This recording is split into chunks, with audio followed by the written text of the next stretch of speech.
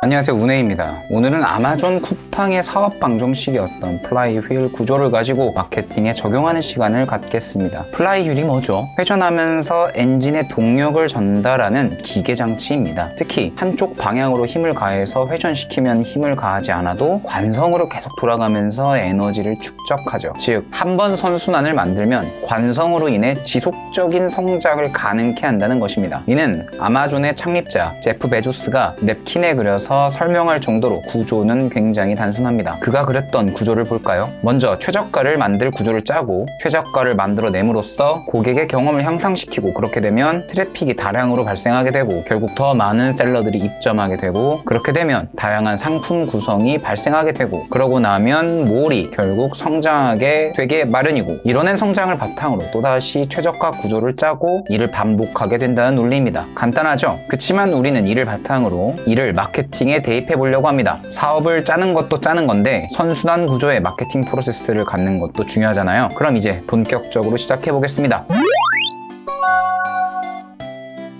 앞서 설명한 플라이휠에서 관통하는 키워드가 두 개 있습니다. 바로 저가와 고객 경험입니다. 당연히 로우 퀄리티의 CX가 아니라 하이 퀄리티의 CX겠죠. 그리고 정말 특이한 부분이 있습니다. 분명히 사업을 논하는 플로우를 그린 건데 프로핏, 이익에 대한 이야기가 전혀 없습니다. 왜냐하면 아마존은 이익을 전제로 성장하려는 것이 아니었으니까요. Winner takes all, 줄여서 WTA라고 불리우는 그 현상을 발생시키기 위함입니다. 강한 자가 살아남는 것이 아닌 살아남은 자가 강한 것이라는 격언을 바탕으로 한 개념입니다. 그러면 제가 설명할 마케팅의 플라이휠은 어떤 모습일까요? 바로 이 구조입니다. 먼저 다수의 컨텐츠를 뽑아낼 구조를 만듭니다. 그리고 여기서 양질의 컨텐츠를 확보하죠. 여기서 말하는 양질의 컨텐츠란 전환이 지속적으로 발생하는 컨텐츠 입니다. 그리고 여기서 말하는 전환은 굳이 구매로만 한정짓지 않습니다. 그렇다면 여기서 재미있는 것은 유저의 경험인데요. 여기서 말하는 것은 유저들의 모든 행동들을 말합니다. 그렇게 되면 우리의 픽셀 스크립트에 그들의 데이터가 차곡차곡 쌓이겠죠. 그리고 이를 바탕으로 매체를 통해 적합한 유저를 찾아내죠. 또 적합한 유저들의 유입이 발생하는 것이죠. 그리고 이 현상에 놓이면 바로 마케팅의 성장, 즉 전환 마케팅 최적화가 이루어집니다. 저는 이 플라이휠을 어떻게 부르냐면 컨텐츠 퍼포먼스 마케팅 플라이휠이라고 부릅니다. 보통 저는 줄여서 CP 마케팅 플로우라고 표현하는데, 이제 이 CP 마케팅 플로우의 각 단계를 하나씩 공부해 보도록 하죠. 애초에 시작 자체를 컨텐츠 생산에서 시작했습니다. 컨텐츠 양산에 대해서 강조를 했고, 이 컨텐츠 양산은 다시 이야기하지만 비단 광고 소재의 컨텐츠를 가리키는 말이 아닙니다. 여기서 말하는 컨텐츠는 시청각적으로 우리 브랜드의 이야기를 담을 수 있는 모든 것을 일컫습니다. 따라서 다수의 컨텐츠를 뽑아낼 수 있는 구조는 컨텐츠의 기획, 컨텐츠의 제작, 컨텐츠의 가공, 이 모든 것들이 빠르게 이루어져 다량의 컨텐츠를 확보할 수 있는 구조를 일컫습니다. 그러기 위해서는 컨텐츠 마케터들 또는 디자이너들의 실력과 숫자가 뒷받침이 되어 있어야 합니다. 자연스럽게 다수의 컨텐츠를 뽑아내면 양질의 컨텐츠를 뽑아낼 수 있는 구조가 나옵니다. 이게 무슨 말이냐? 우리 브랜드에 어울리는 컨텐츠 템플릿을 찾아낼 수 있다는 것이죠. 낮아지는 이탈률, 높아지는 댓글 작성률, 높아지는 좋아요 획득률, 이런 것들을 체크하며 확인할 수 있게 되는 것이죠. 영상만 하더라도 공통적인 템플릿 외에 어떤 형태의 컨텐츠를 담으면 성과가 개선되는지 바로 알 수 있습니다. 그리고 그 지표는 후킹 레이트를 통해 알 수 있죠. 그리고 유저는 구매를 하지 않았음에도 컨텐츠를 경험한 것만으로 브랜드에 대해서 본인들의 스탠스를 정합니다. 양질의 컨텐츠니까 당연히 긍정적인 경험이겠죠. 그리고 여기서 쌓인 유저 경험은 곧 매체의 픽셀 스크립트를 통해 여러 데이터를 제공합니다. 매체 데이터가 아닌 몰 데이터를 확인할 때는 다음 데이터들을 꼭 파악해 주십시오. 기본 지표들입니다. 이제 저기에 각종 비용들을 더 추가해주면 금상첨화겠네요. 예를 들어 CPS, CPA, ROAS, ROI 이런 것들이 있겠네요. 그러고 나서 이제 유저 분석이 이루어져야 합니다. 이를 통해 코어 타겟을 분석해내야 하는 거고요. 최소한으로 알아낼 수 있는 정량적인 분석은 다음과 같습니다. 얘네는 진짜 제가 너무 많이 이야기해서 강조하기 지겨울 정도네요. 여기에 이제 정성적인 요소를 추가해봅니다. 그들이 특정 카테고리에 대해 어떻게 생각하고 있는지 그 내용을 조사하면 좋습니다. 긍부정어,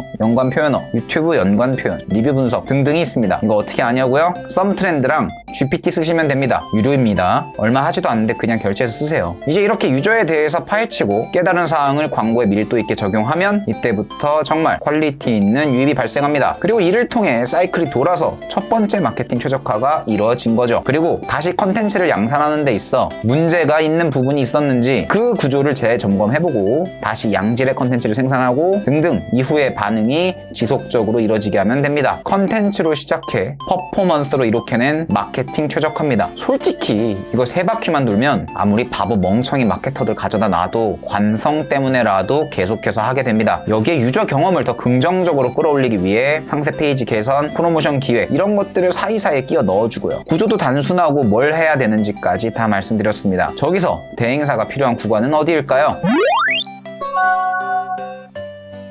그냥 바로 찝어드리겠습니다. 바로 이 세 부분입니다. 컨텐츠의 생산량은 절대적으로 인하우스에서 담당하기 어려울 수 있기 때문에 이해를 바로 하셨을 것 같습니다. 그렇다면 데이터 부분은 제대로 된 멀쩡한 대행사라면 다양한 종류의 유사 데이터를 무조건 정리해서 아카이빙 해놓습니다. 만약 대행사와의 관계가 좋다면 또는 담당자하고 관계가 좋다면 어느 정도 분석하는데 참고할 만한 러프한 값을 제공해 드릴 겁니다. 마지막으로 유입에 대해서 어느 매체가 적합한지 어떻게 세팅하는 것이 좋은지 조언 실행할 수 있기 때문입니다. 이해가 되셨을까요? 쉽죠? 마케팅 최적화는 순수하게 내부에서만 담당해서 해낼 수 없는 요소입니다. 대행사도 함께 힘써야 하는 요소예요. 그런 이 부분도 함께 챙겨주시면 좋습니다. 제 회사도 이 부분 잘하니 메일로 문의 주시고요.